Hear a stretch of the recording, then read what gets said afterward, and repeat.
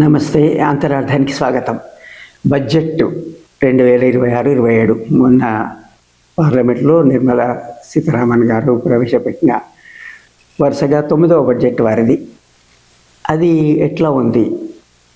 సామాన్యులు, ముఖ్యంగా ఉద్యోగులు, మధ్యతరగతి వారు పెద్దగా మా పైన భారం లేదు అని పైకి అనుకునే విధంగా ఉంది. ఎందుకంటే ప్రత్యక్ష పన్నులు, ఆదాయం పన్నులు ఏవైనా సవరిస్తారా? మా పైన భారం పడుతుందా? ఏదైనా దానివల్ల ఉపశమనం ఉందా అనేది చూస్తారు కదా సాధారణంగా. దానికి బడ్జెట్లో అవకాశం లేదు. ఎందుకంటే నిరుటి బడ్జెట్లోనే 12,75,000 చేసిన నేపథ్యంలో, అంటే నెలకు ₹1,00,000 పైబడి ఆదాయం ఉన్నవారికి ఇంచుమించు ఆదాయం పన్ను లేదు. ₹1,00,000 ఆదాయం ఉన్నవారు మన దేశంలో అతి కొద్ది మంది ఉంటారు. కాబట్టి జనబాహుళ్యము ఇంకా దానిపైన ఎక్కువ రావాలని ఆశించింది, కానీ లేకపోతే అది రాలేదని నిరాశపడ్డది కానీ లేదు.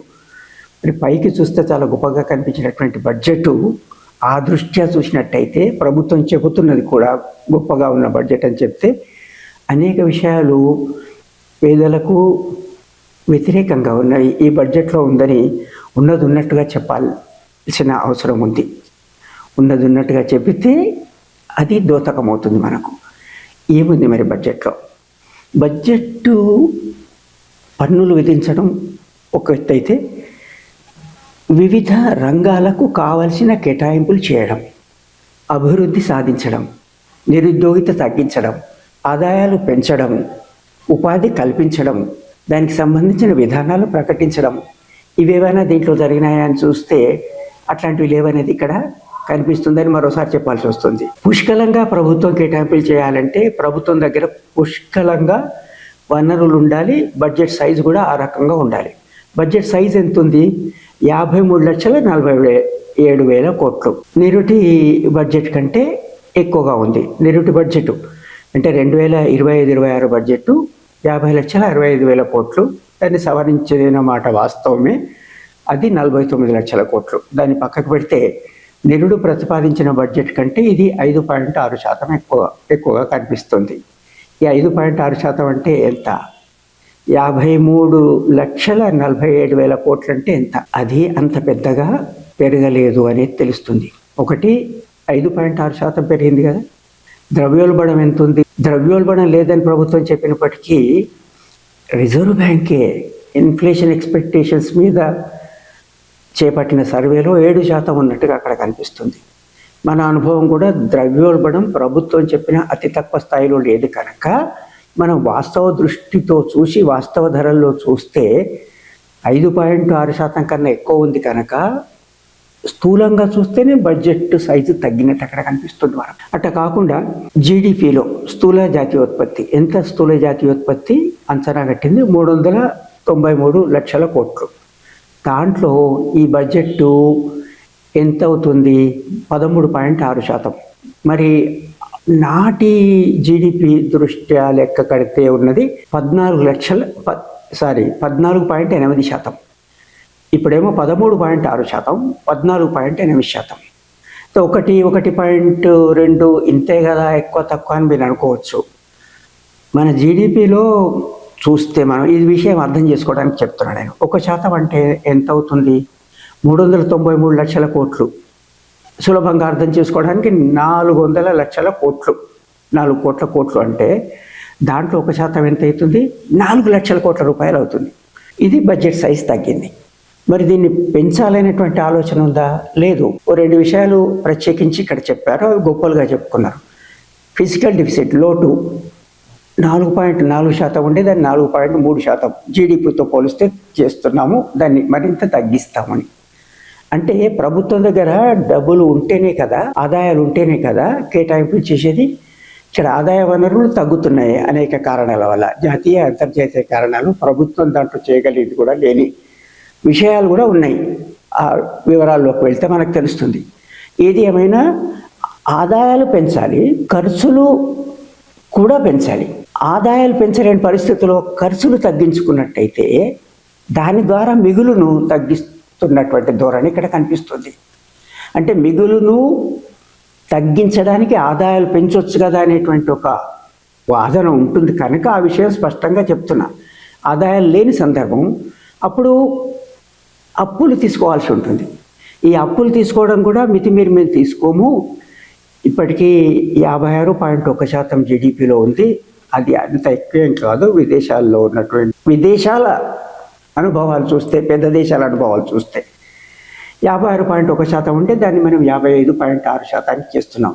అంటే అప్పులు తేవడం లేదు, ఆదాయాలు పరిమితంగానే ఉన్నాయి, ఫిజికల్ డెఫిసిట్ తగ్గిస్తున్నాం. కనుక బడ్జెట్ సైజునే తగ్గిస్తున్నాం, మా స్పెండింగ్ తగ్గిస్తున్నాం అనేది చెప్పినట్టు ఇక్కడ అయింది. అట్లా చేయడం వల్ల ప్రభుత్వం కేటాయింపులు మన ఉద్యోగిత పెంపొందించడానికి కానీ, నిరుద్యోగిత తగ్గించడానికి, వేతనాలు పెంచడానికి చేసింది ఏమున్నది? పేదరికాన్ని తగ్గించడానికి. ఇంకో విషయం చూద్దాము. ప్రభుత్వం ఏం చేయలేని దుస్థితి, వనరులు తక్కువ. దాంట్లో తప్పనిసరైనటువంటి వ్యయాలు కొన్ని ఉన్నాయి. రాష్ట్రాలకు పన్నుల్లో వాటా 22% ఇవ్వాల్సిందే, తప్పనిసరిగా తప్పదు, ఇస్తున్నారు. అది బడ్జెట్లో కూడా చూపించారు. ఫైనాన్స్ కమిషన్ గ్రాంట్స్ మరో 7% ఇవ్వాల్సి వస్తుంది. ఇదివరకు తెచ్చుకున్న అప్పులపైన వడ్డీ కట్టాలి, అది 20% ఉంది బడ్జెట్లో. అది కాక సబ్సిడీలు కొన్ని తగ్గించినా కూడా 6% ఇవ్వాల్సి వస్తుంది. పెన్షన్లు ఇవ్వాలి, అది 2%. ఇవన్నీ కలిపితే ఎంత అయిందండి? 57%. 100లో 57 పోతే ప్రభుత్వం దగ్గర మిగిలింది 43 రూపాయలే కదా, 100 రూపాయలు. మరి ఆ 43తోనే అనేక రంగాల కేటాయింపులు చేయాలి. దీంట్లో ప్రధానంగా డిఫెన్స్, రక్షణ వ్యయం 11%. ఇంకా అది పోతే మిగిలింది 32%. ఈ 32 రూపాయల లోపనే పిండి కొద్ది రొట్టె అన్నట్టుగా చేయడమే కానీ ఈ వ్యయం పెంచేటట్టుగా ప్రభుత్వ రంగము, ప్రైవేట్ రంగ పెట్టుబడులు, ప్రభుత్వ రంగ పెట్టుబడులు పెంచుతున్నామని మాట చెప్పినప్పటికీ తగినంత పెంచలేదని మనం ఈ గణాంకాలు చూస్తుంటే మనకు తెలుస్తున్నాయి కదా. ఇక మనం కేటాయింపులు చూద్దాం. అన్ని రంగాలు కాదు, ప్రధానంగా మనం ఆరోగ్య రంగం అంటాం, హెల్త్. దానిపైన 1,04,000 కోట్లు. మనము ఈ జీడిపి వగైరా చెప్పకుండా 1,00,000 కోట్లు అని అంటే అది పెద్ద సొమ్ముగా మీకు కనిపించేది. ఈ 1,04,000 కోట్లు అంటే జీడిపిలో 0.26%. మరి కనీసము 5% అన్నా చేయాలి, అతి తక్కువ చేస్తే అనేది వరల్డ్ హెల్త్ ఆర్గనైజేషన్ చెప్పినటువంటి విషయం. మన దేశంలో వనరులు లేవు కనుక కనీసం 3% అన్నా ఉండాలి అనేది. అంటే కేంద్ర రాష్ట్ర ప్రభుత్వాలు కలిసి అనుకోండి, అది కేంద్రము 0.26%. ఇంకా రాష్ట్రాలది అంతా కలిస్తే 1% మించి లేదు. అంటే మనము ఆరోగ్య రంగం పైన పెట్టే పెట్టుబడులే అంత పరిమితంగా ఉంటే ఆరోగ్య వ్యవస్థ ఎంత నాసిరకంగా ఉంటుంది. నిర్వహణ అనేది వేరే విషయం, ఆ మాట చెప్పి ఉండాల్సిందే. ఆరోగ్య రంగ నిర్వహణ, విద్యారంగ నిర్వహణ, దాన్ని ఎట్లా మెరుగుపరుస్తామని. కేటాయింపుల విషయం ఇక్కడ మనం ఆలోచిస్తున్నాం. విద్యారంగానికి 1,39,000 కోట్ల రూపాయలు, అది 0.35% అవుతుంది. మనం కోటారి కమిషను పలానా అని అనేక సార్లు చెప్పుకున్నాం కదా. మనము కనీసం 6% ఉండాలి, అది లేదు. రూరల్ డెవలప్మెంట్ ఇతరత్ర ఒక్కోటి కాకుండా కనీసం మనం ప్రభుత్వం గొప్పగా చెప్పుకున్న విబిజీ రామ్జీ ఎన్ఆర్ఈజీఏ స్థానంలో ఉన్నది. దాంట్లో 125 దినాలు 125 పని దినాలు కల్పిస్తామని అన్నారు. ప్రతిపక్షాలు అట్లా మీరు కల్పించలేరు, అది డిమాండ్ డ్రివెన్ బదులు సప్లై డ్రివెన్ చేస్తున్నారు, తగ్గిస్తారు, మీరెంత నిర్ణయిస్తంత అన్నారు కదా. అది ఇక్కడ మనకు ఈ అంకెల్లో, ఈ చేతుల్లో కనిపిస్తుంది. కేటాయింపు ఎంత? 95,692 కోట్లు మాత్రమే. మరి ఎన్ని కోట్లు కావాలి దానికి? 125 రోజుల పని దినాలు పని కావాలని కోరుకున్నావు, అందరికి ఇవ్వాలంటే ఎన్ఆర్ఈజీఏ ఉదాహరణగా తీసుకొని అక్కడ జాబ్ కార్డ్స్ ఉన్న వారి సంఖ్యతో చూస్తే 2,30,000 కోట్ల రూపాయలు అవసరం. ఇచ్చింది 95,000 కోట్ల రూపాయలు.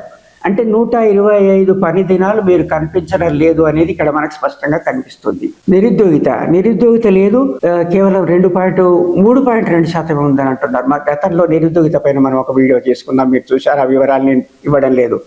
అంటే 97% మందికి ఉద్యోగిత ఉందా? లేదు, నాసి రకమైన ఉద్యోగిత.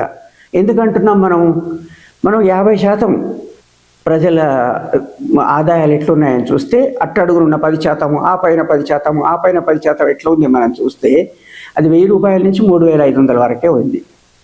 అట్టడుగునున్న వాళ్ళది 1,000 రూపాయల చిల్లర.